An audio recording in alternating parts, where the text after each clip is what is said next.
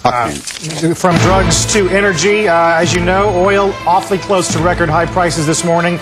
We did cross 135 overnight, right now 134.38. Airlines, drivers, just about everyone begging for relief somehow. Now the Republicans in Congress are unveiling a new plan to help out. In a First on Squawk interview this morning, we have Congressman Adam Putnam to discuss the GOP's plan. Also, Congressman Greene is here with the Democrat side. Gentlemen, good morning. Thanks for being on the program. Good morning. Congressman Putnam, what's the plan? How is it different from any other would-be production increasing bill that we've seen go up to the hill and inevitably fail? Well, hopefully what we'll see is that it won't fail this time. I mean, hopefully all of our friends across the country will recognize the need that at $4 a gallon gasoline, $135 barrel oil overnight, that they need to jump in line and adapt the policies that we've been putting forward now for over a decade, which are supply-oriented, and recognize the need that to solve this problem for the long term, we have to make America more energy secure. We have to expand domestic exploration. We have to add additional refineries. We have to add nuclear power into our electricity grid portfolio.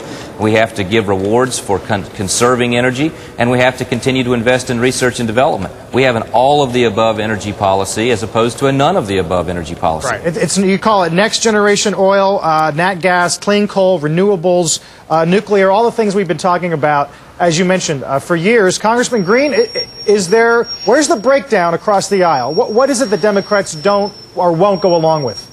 Well, I have to admit, I don't really speak for the Democrats because I'm a Texas Democrat, and we need all three. Well put.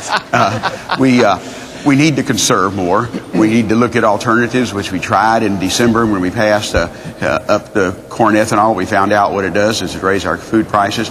But we also need more exploration, but we really need to get more oil to the market, and particularly from our own country. The best signal we can send to OPEC and anywhere else in the world is maybe not filing a lawsuit against them, but actually saying we are going to start producing in our own country.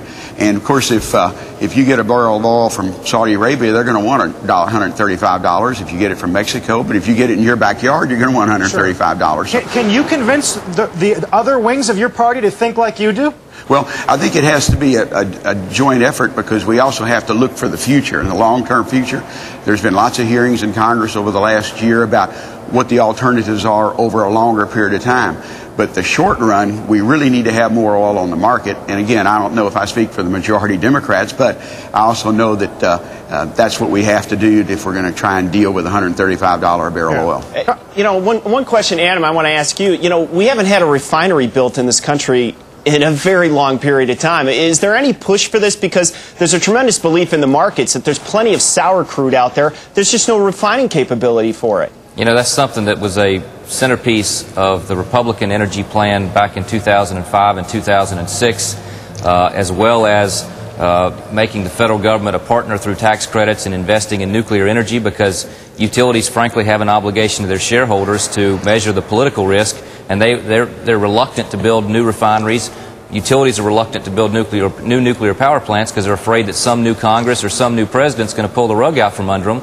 And unfortunately, in a lot of these energy cases, that's what we're seeing. We're seeing a backtracking into the new congressional majority, backing down on a production-oriented focus. And so we need 225 more Gene Greenes out there who understand that it is a part of the long-term solution to reduce our dependence on people who don't like us for the lifeblood of this economy. Yeah. Well, let me correct something about the refineries. You're right. We've closed down a lot of refineries, and they haven't been built.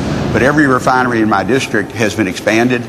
And what we've seen in our country, we're actually producing more refined product than we ever have in history because we have more larger refineries. We do need more domestic refining capacity. And I explained to people, I said, you think we have trouble with President Chavez because of crude oil? Just think if we were importing refined product from him. Right. Congressman Putnam, what's going to be easier, getting some offshore production going or doing some production in the West? They all face political hurdles, but which one is most likely to pass? Well, you know, in the 2005 and 6 energy bills, we opened up a new area of the eastern Gulf of Mexico that had never before been open for exploration. We were unsuccessful in opening up new areas in the Arctic. Hopefully, our colleagues will revisit that decision not to open up areas in the Arctic and not to open up some of the western lands. Right. It's vitally important that we do this. I think we ought to take one of these BRAC military bases and designate it to build a national defense refinery.